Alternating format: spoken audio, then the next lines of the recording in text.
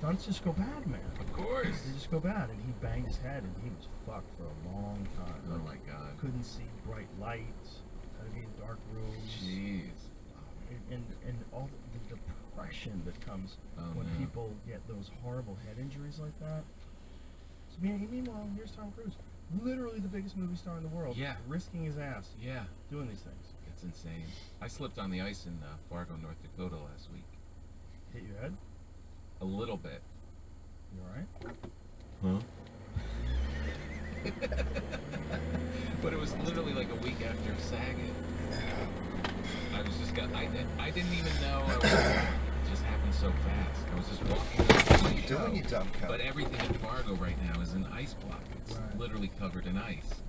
So I'm just walking. I wasn't even thinking about falling. I was just thinking about getting into the building because it was so damn cold. It's like minus 31 wind chill.